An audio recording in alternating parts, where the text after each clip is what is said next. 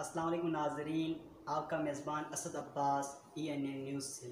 آج ہمارے ساتھ موجود ہیں المصطفیٰ انٹرنیشنل یونیورسٹی سے PhD کرنے والی شخصیت محمد علی اسماعیل صاحب۔ ان سے ہم آج پوچھتے ہیں کہ حکومت پاکستان نے 1 ستمبر ادارے کھولنے کا اعلان کیا ہے، ان کے بارے میں ان کے کیا تاثرات ہیں۔ السلام علیکم۔ السلام علیکم اسد بھائی، میں بہت ہی مشکور ہوں کہ مجھے موقع ملا کہ کچھ اس سلسلے میں کچھ کہوں۔ بہت ہی اچھا قدم ہے گورنمنٹ کے طرف سے کہ یہ ایجوکیشن کے حوالے سے جس طرح امید ہے کہ جس طریقے سے پاکستان میں یہ وبا تو ظاہر ہے پوری دنیا میں پھیلی ہے، تو پاکستان میں بھی یہ وبا تو ہے، لیکن اس کو کنٹرول کرنے میں SOPs کے تحت جس طریقے سے پاکستان کامیاب ہوا کچھ حد تک، اور دوسرے ممالک نے بھی سراہا اس کو،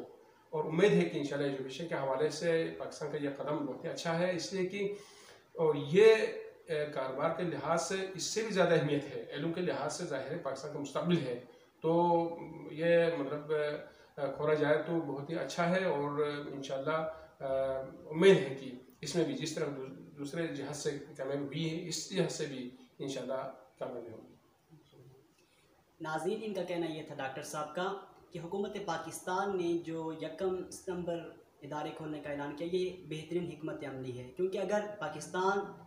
ان ممالک جو ترقی یافتہ ممالکوں میں شامل نہیں ہیں، اتنے کم وسائل ہونے کے ساتھ ساتھ اور پھر مالی بحران ہونے کے ساتھ ساتھ پاکستان نے اس وبا پہ جو کنٹرول حاصل کیا، واقعاً قابل تحسین ہے، اور حکومت کا یہ جو قدم ہے یہ بہترین، کیونکہ ہمارے جو نوجوان نسل ہے ان کی زندگیاں بچانا یہ مالی بحران سے بھی زیادہ اہم تھا، ان کا کہنا تھا۔ آپ دیکھتے رہیں NN نیوز، اسد عباس۔